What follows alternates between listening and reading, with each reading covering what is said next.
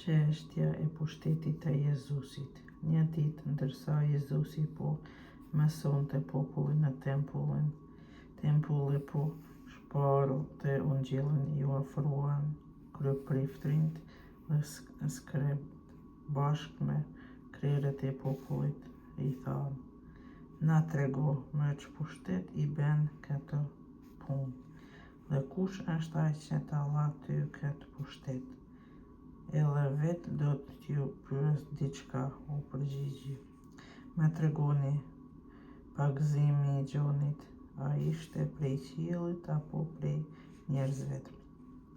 Ata bën me vete këtë arsyetim: "Nëse themi prej qiellit, do të na përgjigjet, por se atëherë nuk i besohet. Nëse themi prej njerëzve, barë populli do të na vrasë më gur, sepse është plotësisht i bindur se Gjoni është profet." Prandaj i përgjigjen se nuk e dinin prej ka ishte, dhe Jezusi u përgjigj: "As unë s'po ju them me ç'pushtet i bëjnë këtë punë." Shëmbëltyra e vreshtarit vrasër.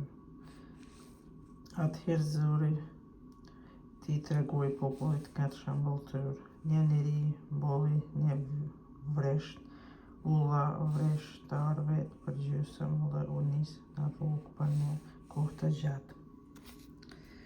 Kur erdhi koha, dërgoi një shërbëtor te vreshtat për të lënë pjesën e prodhimit të vreshtit, por vreshtarin e rrahën shërbëtorin dhe e nisën duartat. Atëherë ai dërgoi një shërbëtor tjetër, por ata e rrahën, e çndëruan dhe e përcollën duartat. Dërgoi edhe të tretin, mirëpo ata e plagosën dhe e dëbuan jashtë. Atëherë i zoti i vreshtës tha: "Çka të bëj? Po e dërgoj djalin tim, djalin e dëshirit, ndaj tij të paktën do të kenë nderim." Por vreshtarët, kur e panë zonë të pleqërojnë ndërvete, e thanë: "Ky është trashëgimtari, ta vrasim që pasuria të na mbes neve." E qitën jashtë të vreshtit dhe e vranë.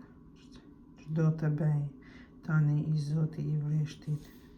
Do të vijë, do t'i vrasë vreshtarët e vreshtës, do t'ua jap tjerëve." Ata kur e dëgjuan thanë: "Prit zot." Por Jezusi ju përshkroi me shikim dhe u tha: "Po ç'vështrim pra ka fjala e Shkrimit Shenjtë?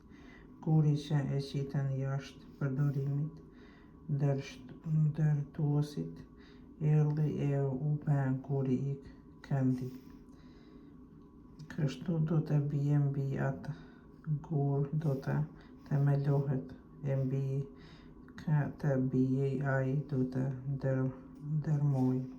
Skribët e kryeprifëtit anë ty për aty dëshironin të vënë dorë në të, por e dronin popullin fort mirë, e morën vesh se po të e tregoj këtë shëmbëltyrë. Tatimi duhet t'i paguhet Cezarit. Dhe filluan ta përgojnë me kujdes, andaj dërguan spion, këta të paraqiteshin si njerëz të mirë, me qëllim që ta zënë në fjalë për t'i dorëzuar zyres së mbështetuesit të drejtësisë e pushtetit të qeveritarit. Këta edhe pyetën: "Mësues, e dim se flet të drejtën, ti nuk bën krah askujt, por mëson ullën e hyjt, pa zhibla. E kemi leje t'ia paguajmë Cezarit tatimin apo jo?" Jezusi e hetoi tredhin e tyre e u tha: "Ma e tregoni denarin e fytyrën dhe mbi shkrimin e kujt ka. Ata I përgjigjen të Cezarit. Jepni pra, u tha Cezari, çka I përket Cezarit, kurse hyjt jepni çka I përket hyjt. Nuk mundet ta zënë në fjalë para popullit, por të habitur prej përgjigjes atij heshtën. Çështja e ringjalljes. Mandej iu paraqitën disa saducejnë thonë se nuk do të ngjallet të vdekurit. Ata I bënë këtë pyetje. Mësues, Mojsiu na urdhëroi, nëse do kujt I vdes vllai I martuar e nuk lë fëmijë, ai vlla le të marrë gruan e tij dhe le të lind trashëgimtar. Tashti ishin 7 vllazër. I pari u martua e vdiq pa fëmijë, edhe I dyti, edhe I treti e mori atë kështu me radhë, të 7 nuk lanë fëmijë, e vdiqën. Në fund vdiq edhe gruaja. Tashti kjo grua në ringjallje, gruaja e të cilit do të jetë, sepse të 7 e patën grua. Jezus ju përgjigj. Bijtë e kësaj bote marrin gra ose burra, kurse ata që u gjetën të denjtë të kenë pjesë në atë botë e të ringjalljes të vdekurit, as marrin gra, as s'marrin burra. Ati as që mund të vdesin me janë porsi e ngjuj, e për arsye se e rifituan jetën me ringjallje janë bijtë e hyjt. E si të vdekurit do të ringjallen vetë.